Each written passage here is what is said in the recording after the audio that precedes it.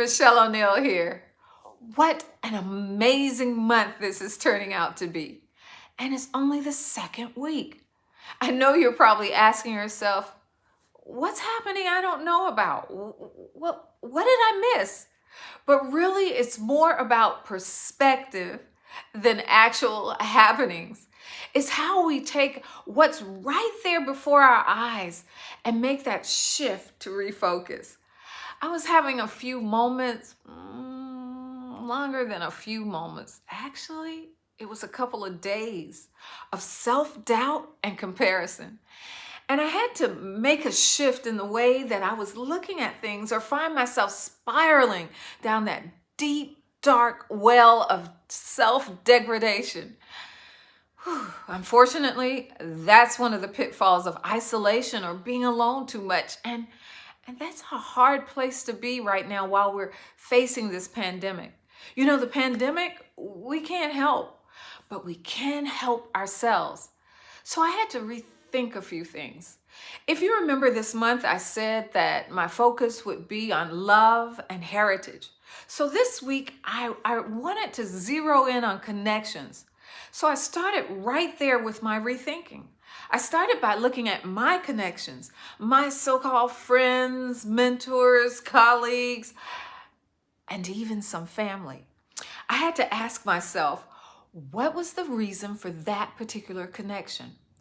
Was it coming from a genuine place of care and service? Or was it coming from a place of envy and convenience? Was there a curiosity to know more about the person? Or was I more interested in what they did? You see, we are created for connection and relationships, so don't fool yourself. But they must be built on the best foundation, one that has a better chance of standing the test of time. I know with all this thinking and introspection, you would almost say it's just easier not to deal with people if I've got to do all this self-work as well. But our not cultivating those real, true connections can lead to feelings of isolation and loneliness, feelings of not belonging and not being understood. You know, those feelings of not fitting in, and that, my friend, that's self-imposed isolation, and it can actually be detrimental to our health and well-being. There is a deep risk when you fail to have those meaningful connections. In fact, I actually talk about that on episode 2 of Mastering Your Monday podcast.